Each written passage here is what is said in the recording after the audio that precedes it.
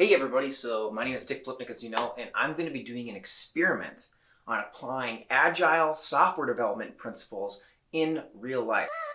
There are so many things I can't control, but the things that I can. The Dick Polipnick Show. So I had this idea a couple of weeks ago. I've been studying a lot of Scrum. I've been Scrum Master in a lot of projects. I've been doing project management for years now. And I recently got into not just Agile software development, but Scrum in particular, and like the 2-week cycles of software development and how you can be mindful of how you can improve it for the next cycle. And it helps you keep track your progress.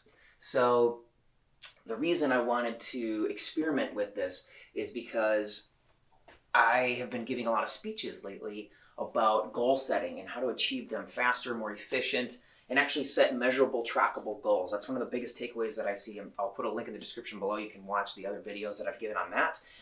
But one of the things is how I was trying to be conscious of how can I be more manageable, because as you know, like Peter Drucker says, what gets measured gets managed. So I was trying to think of how I can do a better job measuring my progress on my life goals, not just in software development, not just in creating music or working on websites for companies or doing product management kind of tasks that I do for like my day job. But how can I keep track of that with my bigger goals, my personal brand, my blog, my videos, my networking, my bucket list items. I want to ride a horse this year. I've never done that before. So I was trying to think of how I could I had this idea of applying Agile and Scrum into real life. So first idea I had was, well, let's do a Kanban board. So I bought a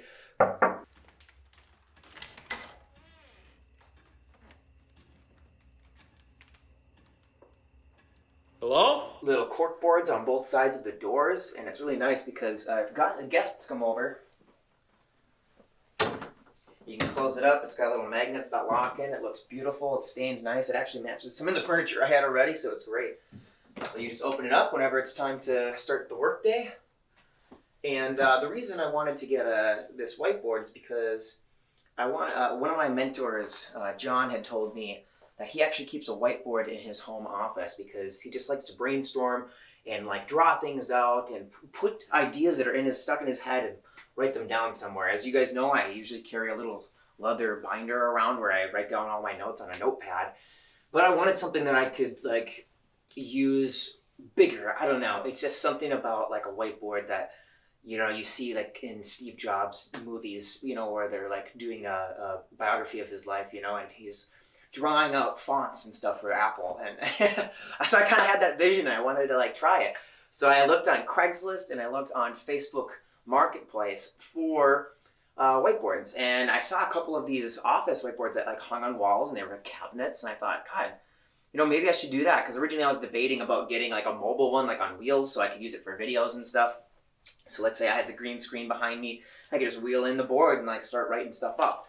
But I eventually decided that for my small apartment and just furniture-wise, I'm a huge leather and stained wood kind of person.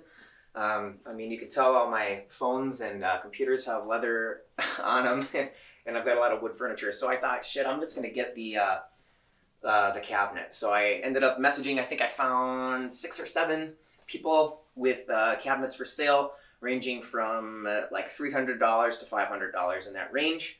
And guess what your boy got it for? $20. I offered $20. How I did that is I took a picture of a $20 bill. I sent the picture to them and I said, hey, I will be driving past your neighborhood on Tuesday. I'd love to, or no, like later this afternoon. So I made it like real time. Like I have $20 in my wallet, cash. If you want me to swing by, I can pick it up today for $20. Turned out, one of them said, gosh, you know, I'd take you up on that offer, but we're down on vacation right now in Mexico. When we get back next week, since you were, you know, since it was inconvenient for you, you were in town to pick it up, we'll bring it to you. So I got it for $20 and they delivered it for me. Helped me carry it in because this beast is like 150 pounds. It is really heavy. So shout out to Clinton, maintenance guy here at the apartment building I'm living in. He helped me hang it up because it's super beastly. And yeah, I eventually thought, okay, I'm gonna keep. I was thinking about sticky notes on the whiteboard, and then I was like, well, how can I utilize the cork board? And I thought, well, I could just get little pins and maybe note cards or something and color code it that way. And then I could have the whiteboard space for brainstorming reasons. So that way I could have like my mentor John's idea, the Kanban board, doing some Scrum stuff. It was kind of the best of both worlds. And it closes up and looks nice for when company comes over because I host a lot of stuff. So, plus, it's a whiteboard. So I was thinking, shit, I have a game night here like once or twice a week. So I thought even this would be kind of fun for Pictionary with my friends because it's in the living room. So, yeah, this is the start of an experiment. I'm going to be keeping track of my goals. Well, obviously I'm going to be keeping track of the shit that I'm working on, but I want to keep track of if it's making me, or if I think it's decluttering my mind, making it more efficient. If I'm even getting tasks done faster, I want to be measuring that and see if this is actually something that's practical or not. For I had to buy all these. The corkboard the whiteboard is probably is just as much money as I spent on all the pins, and I had to get markers and paper and all kinds of shit. So collectively, it was probably $50 worth of an investment to get everything to rock for this experiment. So I thought it would be worth a shot, and then I will let you guys know. I'll be doing a couple of videos. Maybe I'll just be doing a voiceover kind of a thing, and you can see progress. But that's the experiment. So I'm going to be doing a couple of speeches on this. I want to be agile in how to be agile in your life goals or something like that. So stay tuned. I come from a town where most of the people are so close-minded. They go into school and they work in a job, but they don't even like it. I won't be put in a box. Nobody telling me what I should rock. Nobody telling me what I should drop. Cause I do what I want and just know I don't stop. Recording till 4 in the morning, they snoring. I'm pouring my soul into every story. I'm writing, producing, I mix it, I master, I'm building my craft, and I'm not looking back. I've been going doing things I wanna do when I want to.